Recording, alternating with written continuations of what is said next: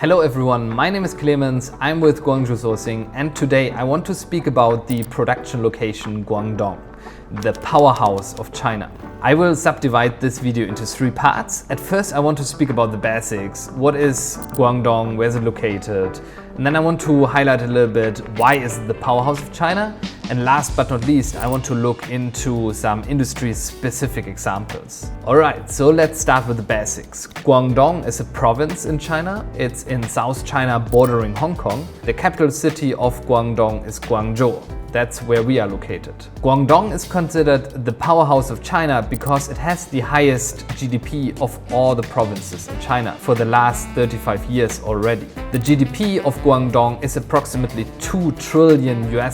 So just to put this into context, this means the GDP is higher than the GDP of countries like Australia or Spain or even South Korea. So that makes it really the powerhouse of China. So let's look into why is it that Guangdong is doing so well. Many people would argue that the main reason is the incredible supply chains here at the Pearl River Delta. So there is big manufacturing hubs with Chongshan, Foshan, Guangzhou, Shenzhen, Dongguan, all located around this Pearl River Delta that are just building a huge industrialized zone with many small and medium-sized manufacturers that are kind of specialized in one part or one kind of product. I have a very good example from a company that is doing testing equipment for universities, and they started out in Belgium where they took over a month to build a prototype.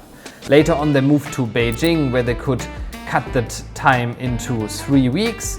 And finally they moved to Shenzhen in Guangdong where they put together a prototype within a couple of days just because all the component manufacturing happened around there. So this kind of is a good example of this strong network of suppliers of first, second tier and even third tier manufacturers and vendors that are supplying certain parts. Secondly, there is a lot of qualified workforces here.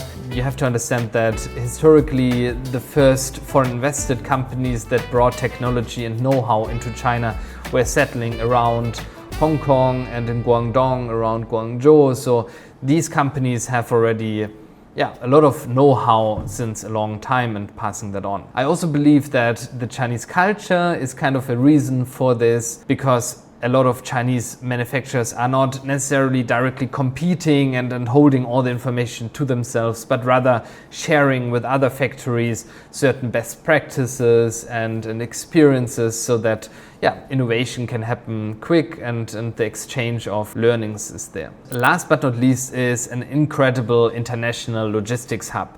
So we have a few major ports here. So there is 2 major ports in Shenzhen, then there's 2 major ports in Guangzhou, and there is a major port in Hong Kong that's also accessible from here. Furthermore, there's 2 major airports with the airports in Guangzhou and Shenzhen, as well as a 3rd major airport in Hong Kong that enables very good air freight.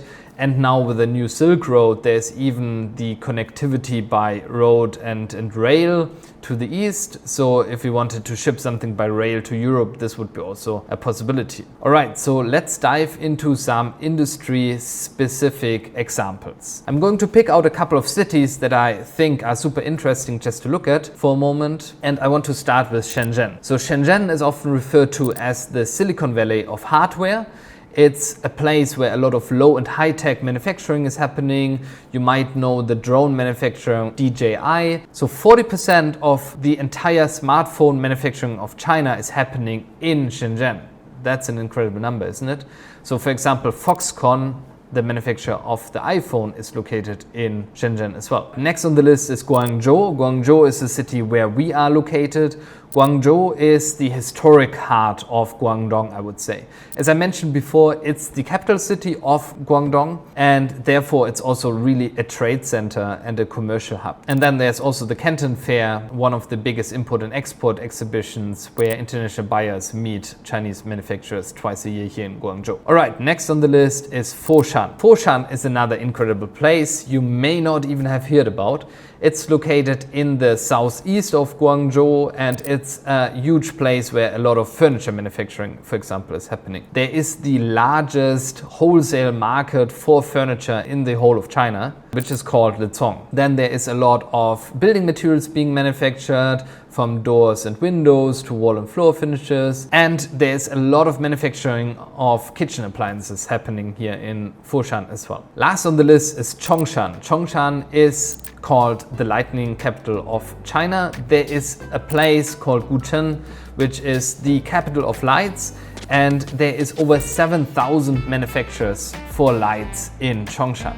That's a number, right? And it is considered that 60% of all the lights that are being manufactured in the whole of China are coming out of Chongshan. That was my broad overview about some locations that are interesting to highlight. We also have an entire blog post about this topic, which outlines a little bit more in detail what products are being manufactured where. So if you're interested into digging a little bit deeper, you can find that link in the description below. That's all from me today. I hope you liked the video. If you liked it, feel free to subscribe and hit the bell. Then you're always up to date if there's something new. I see you next time. Thanks a lot. Bye bye.